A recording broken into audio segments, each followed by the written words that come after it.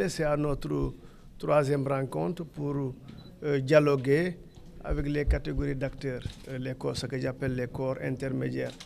Donc la contribution, en tout cas l'objectif de cette rencontre, c'est, comme l'a dit le président Diallo, c'est d'échanger avec le gouvernement, en particulier les ministères qui sont en charge de l'élaboration du PAP 3, pour discuter, en tout cas d'abord regarder est-ce que l'évaluation et les diagnostics posés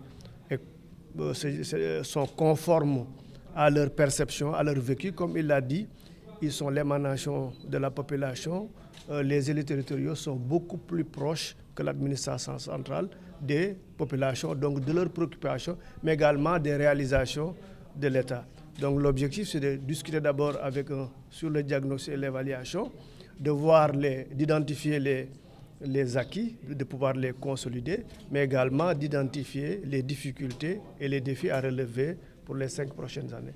Ceci doit permettre à ces élus-là de faire des propositions. Je pense dans l'intervention, aussi bien dans son discours qu'actuellement, présentement, le président Diallo, à travers tous les élus, font des propositions pour une meilleure implication des collectivités territoriales, parce que si nous voulons une territorialisation des politiques publiques, il va falloir également faire davantage d'efforts pour une meilleure implication du secteur. On se réjouit d'une telle proposition parce que, comme je l'ai dit lors de la présentation, lorsque nous avons fait cet exercice d'évaluation, il est sorti du diagnostic, disons, 2 à 3 variables motrices, c'est-à-dire des variables qui ont des capacités d'apporter des solutions durable pour le pays. C'est la question de la résilience, puisque nous vivons un monde marqué par des crises multiformes. Donc il faudra travailler pour le renforcement socio-économique de la résilience des communautés. Et cela ne pourra se faire sans les collectivités territoriales, parce que la politique de développement se fait sur des territoires.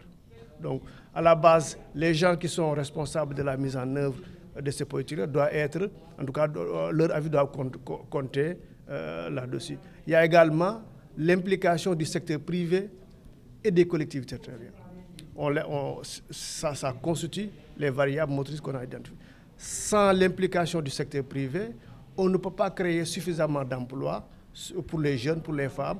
On ne peut pas également asseoir les conditions d'un bien-être de la population. Sans également les élus territoriaux, on ne peut pas, parce que ils sont l'émanation de la population, chargés du développement à la base des populations. Donc, en tout cas, on propose aux autorités une meilleure implication à travers le renforcement des moyens, comme il a également. Mais également, j'ajouterai à cela, au-delà du renforcement des moyens de l'État en faveur des collectivités territoriales, c'est comment nouer un véritable partenariat entre les collectivités territoriales et le monde et le secteur privé.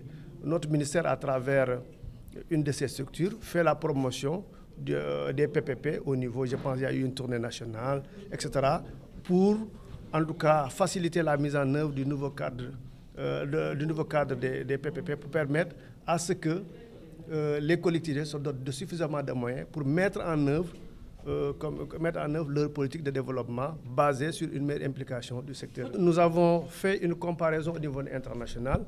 On est à moins de 1% d'apport de l'État dans les collectivités, contrairement à la moyenne mondiale qui est à 1,5 et certains pays même comme le Pérou qui sont à plus de. Donc comme il a dit, il renforce le plaidoyer en faveur, bien sûr des efforts ont été faits en termes de transfert de concours d'État, mais nous faisons le plaidoyer pour plus de moyens envers les collectivités. C'est pourquoi on a reçu une instruction de la plus haute pour voir autour de l'axe 3, comment faire pour que l'axe 3 soit davantage renforcé de moyens pour permettre aux collectivités territoriales de bien fonctionner.